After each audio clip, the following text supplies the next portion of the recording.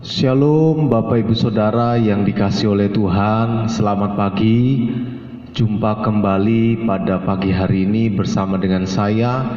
Mari kita akan mempersiapkan diri untuk memuji dan menyembah Tuhan, mempersiapkan hidup kita hari ini dengan doa pagi. Kita mulai dengan doa. Bapa di surga, kami mengucap syukur Engkau telah memberkati kami sehingga kami boleh bangun pada pagi hari ini, semua karena anugerah dan pertolongan Tuhan. Kami mau dibekali Tuhan, kami rindu memuji memuliakan nama Tuhan, karena kami percaya ketika kami bersyukur di situ ada mujizat. Terima kasih, inilah pujian penyembahan kami, inilah hati kami yang kami persembahkan kepada Engkau. Dalam nama Yesus, haleluya, amin. Mari kita angkat satu pujian yang mengatakan ada mujizat dalam bersyukur.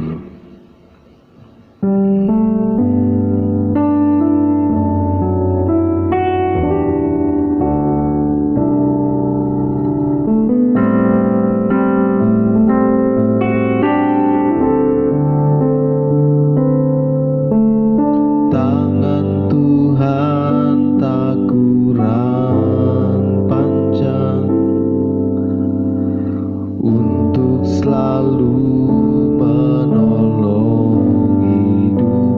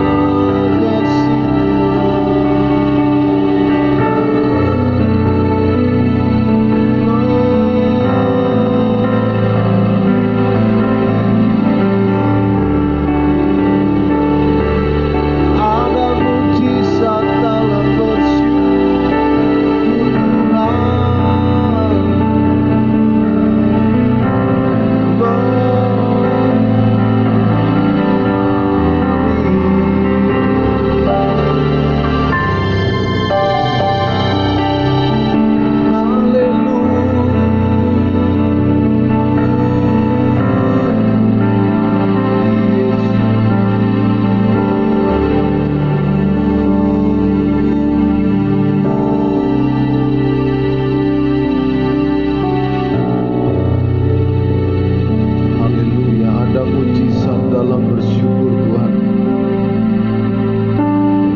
Pagi hari ini kami membutuhkan Engkau Tuhan. Mujizat-Mu terjadi dalam hidup kami. Tapi biarlah yang terjadi adalah kehendak Tuhan dan bukan kehendak kami Tuhan. Haleluya, haleluya.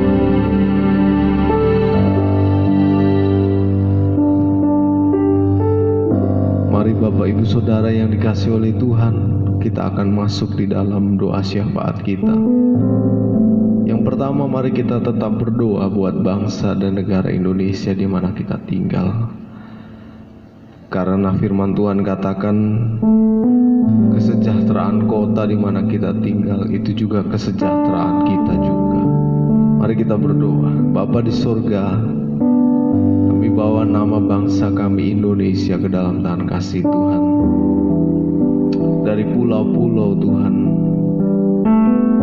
terbentang luas Tuhan, banyak penduduk, banyak jiwa-jiwa di dalamnya Tuhan. Kami berdoa, kami mohon Tuhan Kau cukupkan kebutuhan makanan dan minuman, Kau cukupkan kebutuhan tempat tinggal Tuhan, Kau cukupkan kebutuhan pakaian.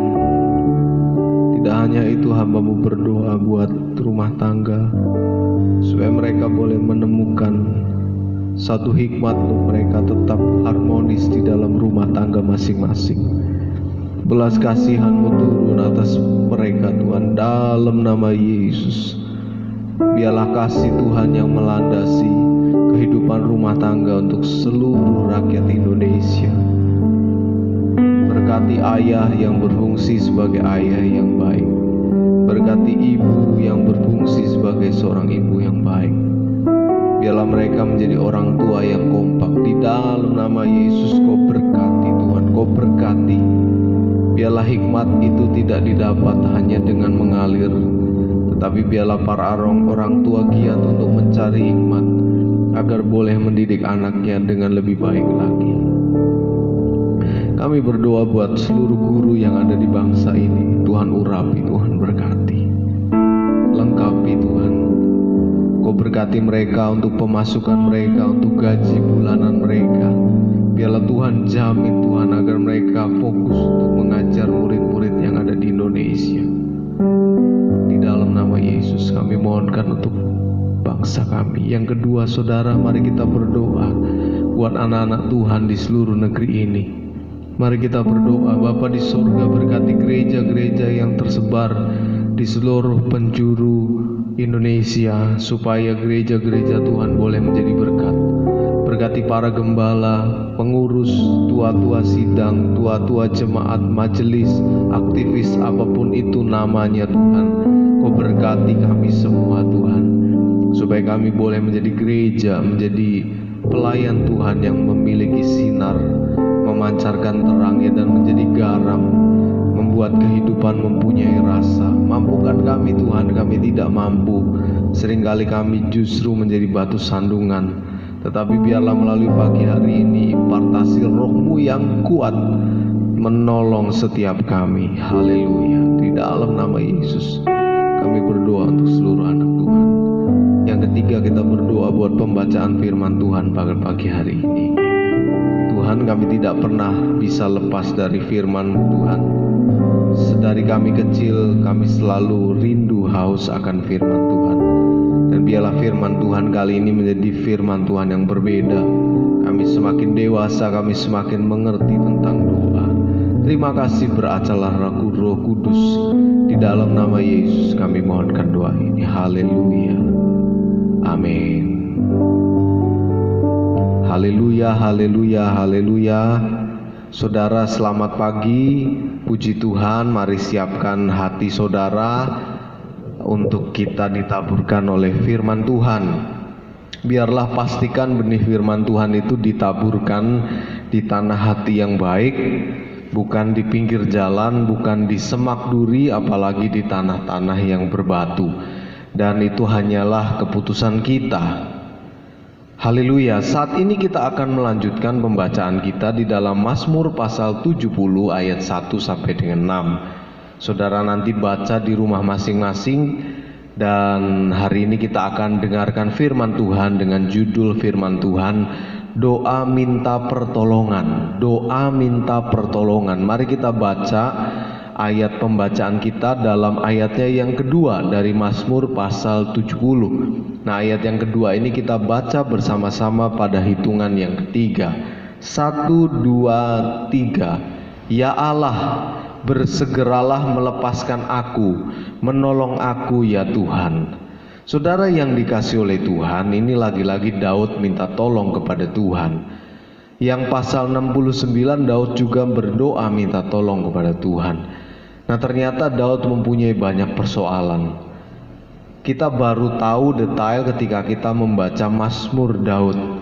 Tetapi seringkali yang kita dengar adalah keperkasaan Daud.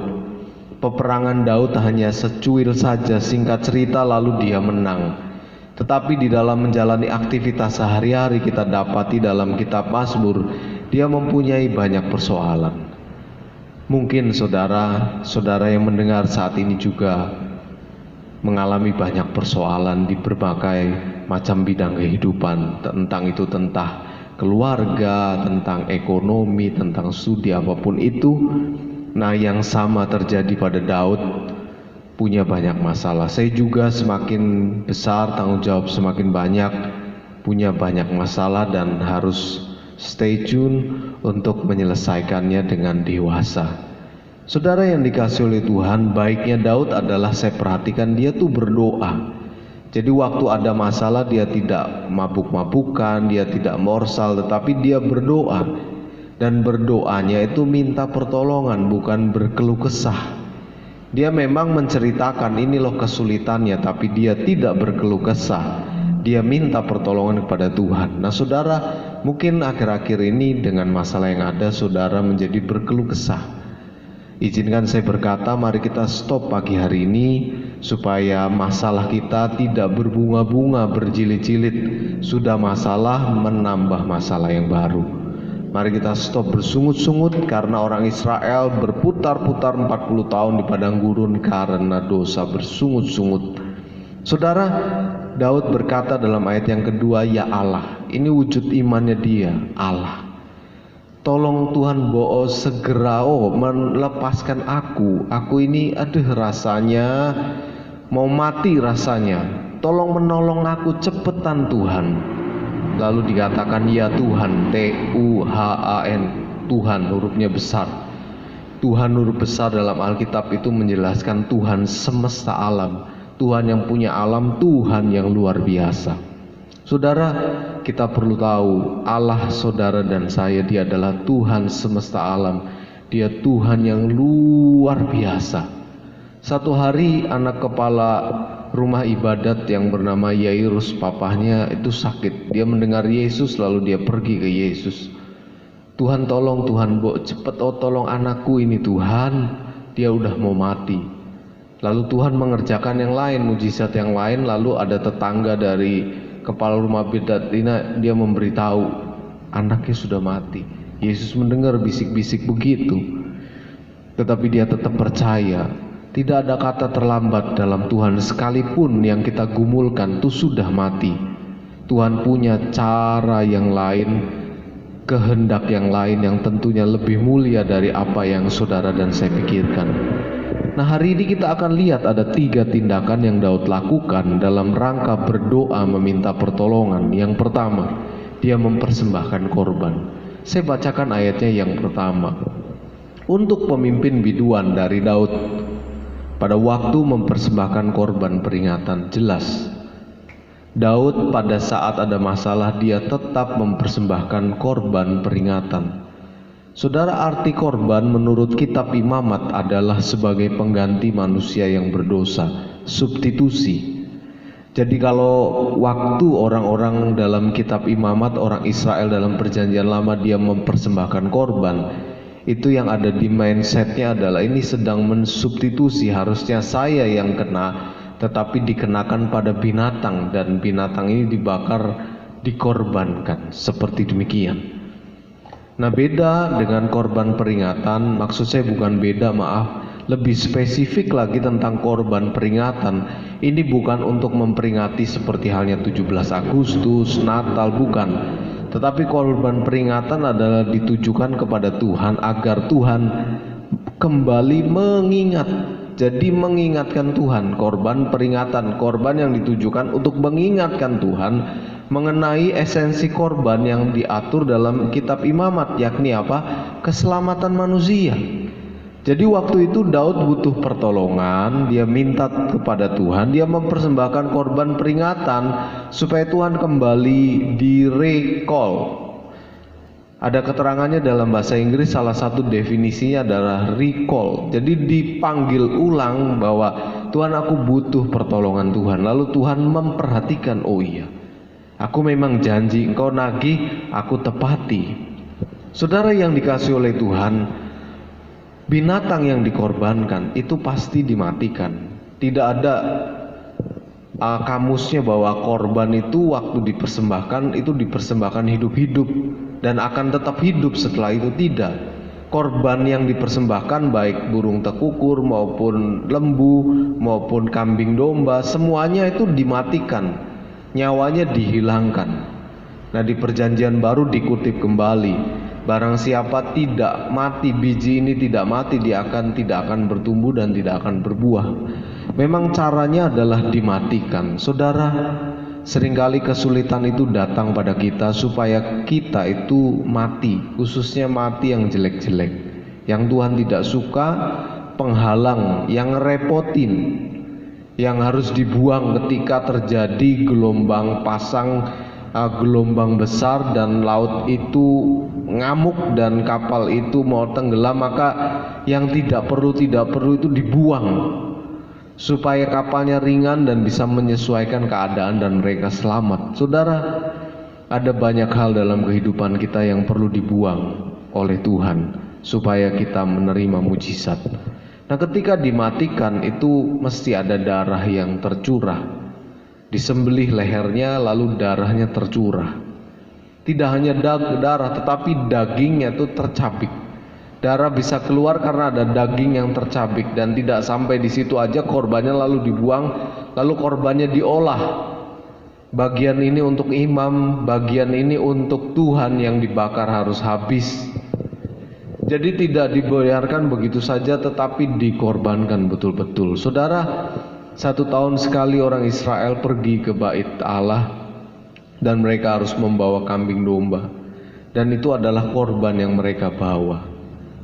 Ketika kita doa, ketika kita puasa, ketika kita ibadah, itu ada yang dimatikan. Apa? Yaitu keinginan daging kita.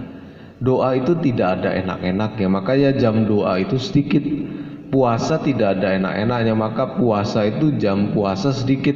Ibadah tidak ada enak-enaknya. Oh, masih mending lah ibadah, ada live konser, live music band, kita menyanyikan, nggak karaoke tapi live music. Wah, senang kita. Tetapi itu pun menuntut pengorbanan. Saudara yang dikasihi oleh Tuhan, kalau memang betul kita butuh pertolongan Tuhan, sudahkah kita mempersembahkan korban? Korban apa, Pak? Waktu kita ibadah kita berkorban, waktu kita doa kita berkorban, waktu puasa kita berkorban, waktu memberikan persepuluhan kita berkorban, waktu memberikan persembahan pembangunan kita berkorban. Tantangan-tantangan iman lainnya waktu kita berkorban itu menjadi luar biasa. Waktu kita berkorban maka Tuhan melirik, memperhatikan kita. Yang kedua, Daud mencari Tuhan. Ayat 5 mengatakan, biarlah bergirang dan bersukacita karena engkau semua orang yang mencari engkau. Jadi dalam konsep berpikirnya Daud, orang-orang ini mencari engkau termasuk saya, kata Daud. Jadi dalam posisi dia tertekan, dia berbeban berat, dia tetap mencari Tuhan. Saudara, kita sangat senang apabila anak kita mencari kita untuk meminta pertolongan. Walaupun kadangkala anak hanyut dalam jebakan, apakah papa nanti tolak saya atau tidak ya, apakah papa marah atau tidak ya. Tetapi ketika anak itu percaya papa tidak akan marah, papa justru menolong saya, anak datang, dan kita sebagai orang tua kita sangat berterima kasih. Oh puji Tuhan, anakku sudah kabur, walaupun menghabiskan uangku, tetapi dia tidak mengambil keputusan yang jauh lebih kacau. Dia pulang, dia bertobat, saya terima dia apa adanya. Kita senang. Sama dengan Tuhan juga, waktu kita mungkin persoalan itu karena dosa kita, tapi kita pulang ke rumah Bapa, kita bertobat, kita mencari Tuhan, Tuhan itu senang. Saudara, sebagai anak kita harus paham apa yang disukai Bapa, yang akan kita bawa sebagai bekal saat kita mencari Dia. Kita sudah punya perasaan bersalah ya, mau pulang takut dimarahin, mau pulang takut dihukum, tetapi kayaknya pulang adalah jalan yang terbaik. Lalu kita memikirkan, saya punya bekal apa ya yang saya bisa bawa pulang? Harta benda aku sudah habis, tetapi yang kita bisa bawa adalah sikap hati. Apa yang disukai Bapak yang harus kita bawa pulang? Yang pertama, saudara, Bapak menyukai anak yang bersyukur. Waktu kita datang, kita sudah tidak lagi sombong, tetapi waktu Bapak tersenyum saja kita sudah bersyukur. Tuhan, terima kasih. Anak saya yang kecil, saya terenyuh, saudara, dia berkata begini, Pak, terima kasih ya sudah ajak Kia jalan-jalan. Pak, terima kasih sudah ajak Kia beli snack kecil di Indomaret, tetapi itu sungguh luar biasa. Saudara, saya terenyuh. Mereka bisa bersyukur dan kita bersyukur sebagai Bapak. Yang kedua, Bapak menyukai anak yang jujur. Ketika anak itu pulang, anak itu cerita apa adanya. Saya bertobat, dosa saya begini, saya hambur-hamburkan uang untuk perempuan, hambur-hamburkan uang untuk judi, hambur-hamburkan uang untuk judi, untuk mabuk-mabukan, untuk pesta pora, dan memang sudah tidak ada lagi Bapak. Dan maaf Bapak, saya juga mencuri harta Bapak yang ada di sini. Bapaknya tidak tahu, tapi dia mengakui dengan jujur. Maka Bapak itu sangat senang anak yang jujur, dan okelah, saya beri lembaran yang baru untuk kamu. Yang ketiga, Bapak menyukai anak yang paham Bapaknya sanggup menolong. Jadi waktu anak ini pulang, dia tidak hopeless lagi, dia tidak tanpa harapan lagi. Dia yakin di rumah Bapakku itu jauh lebih baik daripada aku kerja di kandang babi. Bapakku sanggup untuk menolong aku mengangkat derajatku lebih daripada derajat saat ini aku jatuh. Dia pulang dan dia percaya Bapaknya sanggup.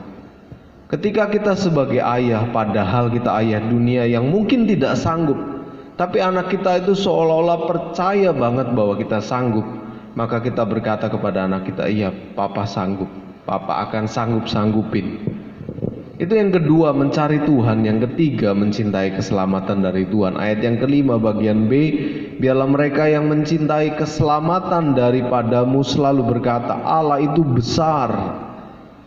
Tidak mencari keselamatan dari manapun di bawah kolong langit selain keselamatan dari Tuhan. Itu rumusnya. Ada ayat yang mengatakan, terkutuklah orang yang mengandalkan manusia, yang menaruh harapannya pada manusia. Terkutuk. Jadi Tuhan pengen kita mencintai keselamatan yang hanya dari Tuhan.